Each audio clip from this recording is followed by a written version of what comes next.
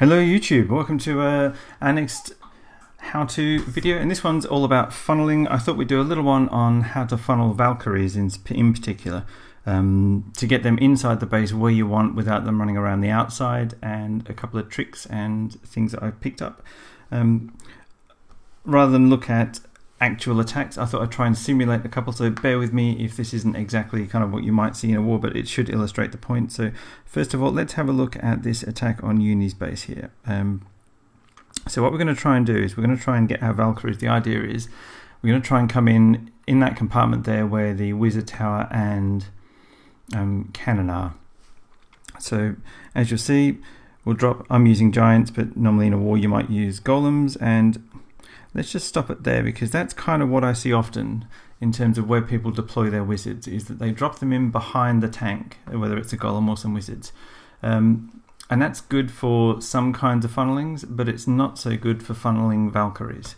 And the reason for that is what happens next. So those wizards are going to do a great job of cleaning out all this trash. But then once they've done that, they're actually going to step up to the compartment that you want the Valkyries to go into, and they're going to start shooting over the wall. So they're actually going to shoot at that wizard tower and cannon. And sometimes that can cause you a problem, because if they take out all those buildings inside the compartment, the Valkyries will have nothing left to aim for. Typically what would have happened is people might have dropped some wallbreakers, so the golem or the giants will be in here, but the same principle still applies, is that if you drop the wizards directly behind your tanks, they're going to run up and start hitting buildings inside the compartments where you want the Valkyries to move into. So even if that second wall there that was immediately behind the wizard tower wasn't there, if you deployed your Valks now and you wanted them to run into the base, the closest thing inside the base would be, say, that archer tower, and that's a really long way. There's lots of buildings on the outside that are much closer. So that elixir storage is closer, the gold storage is closer, and probably so is that army camp at the top there is a little bit closer from where you could drop them. And sure enough, if you now drop your Valks, they're going to go around. And just another point, just a trick when a tip when you're looking at bases for scouting in terms of where an entry point. I've deliberately chosen this because it's not a good place to enter a base. Where Uni's placed that gold storage makes it really difficult to funnel troops, particularly Valks, inside this base, because storages have a ton of hit points, which means it's hard to kill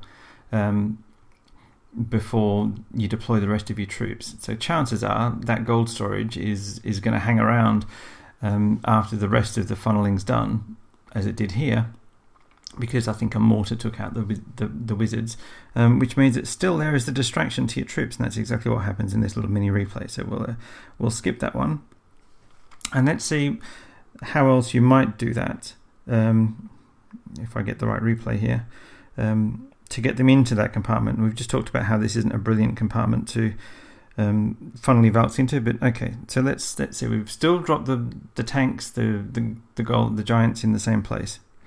But notice where we're dropping the wizards. We're not dropping the wizards behind the giants. We're dropping them to either side of the giants. And the idea is the buildings to the left and immediate left and right of the giants, kind of where they've walked in between, we don't want the wizards to kill those. We want the wizards to kill everything else.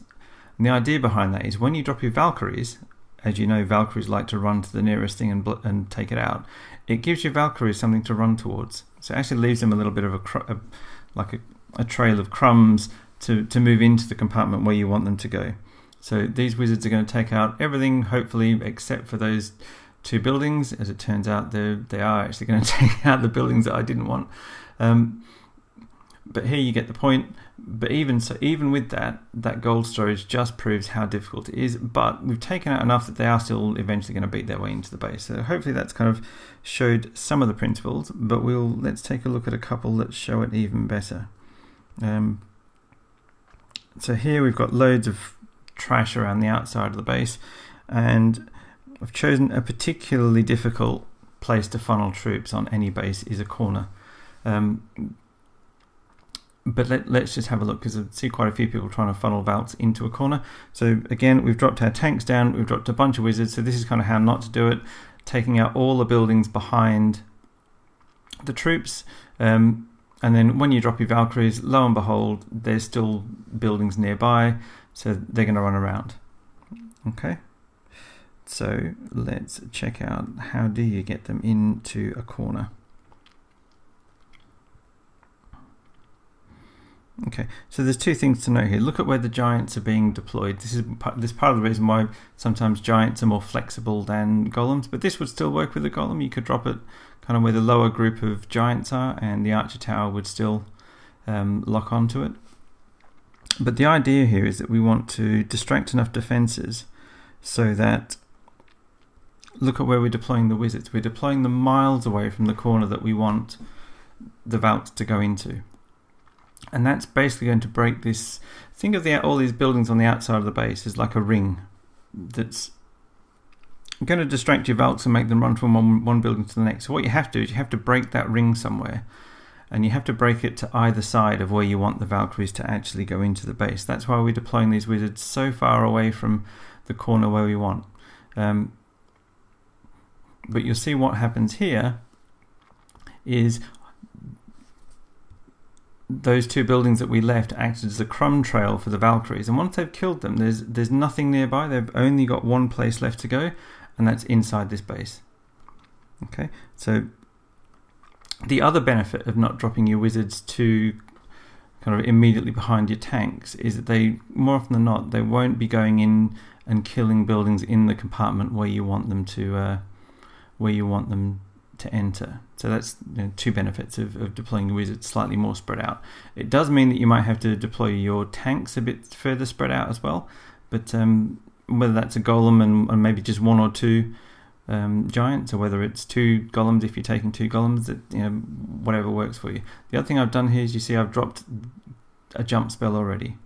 The reason for that is if you don't drop the jump spell whilst there are still buildings, so the way Valkyries work is when they kill a building, they then look at what's the next nearest building in whatever their little mental algorithm is, at the instant the building dies. So if you wait for them to kill the last building in a compartment and then you drop the jump, it's too late. They've already made the decision where they're going to go next before your jump spell's placed.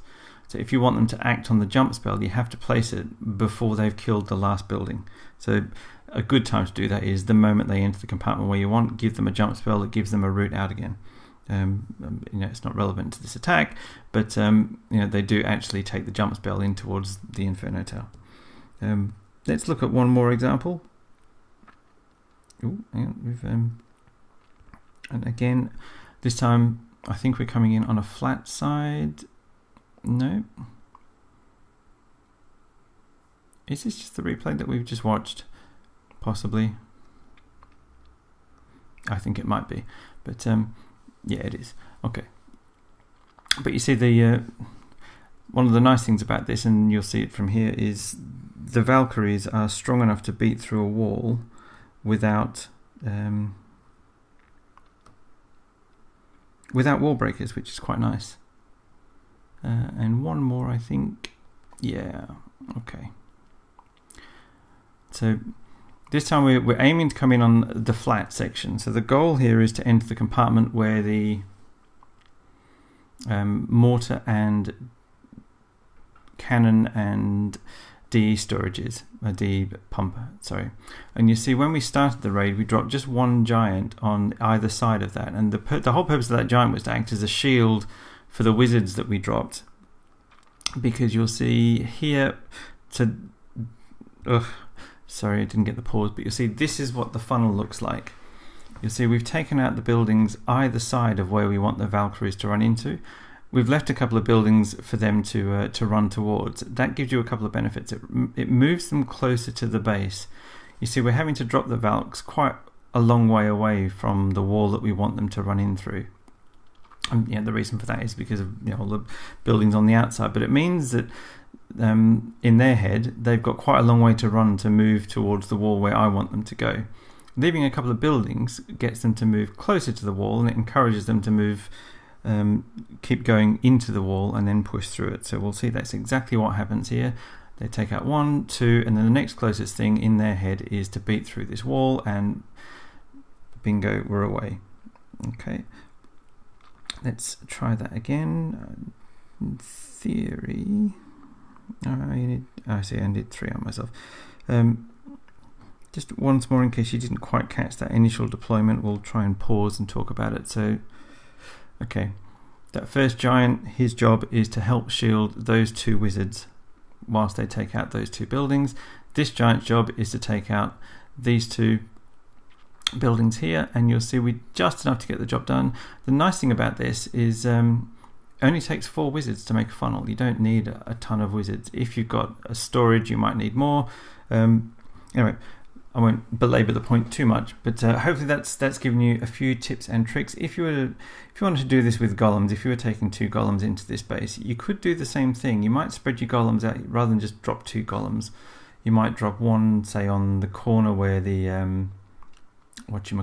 where the cannon is in the compartment that you want to go to, and you might drop the other, sort of more towards the other corner where the DE pump is.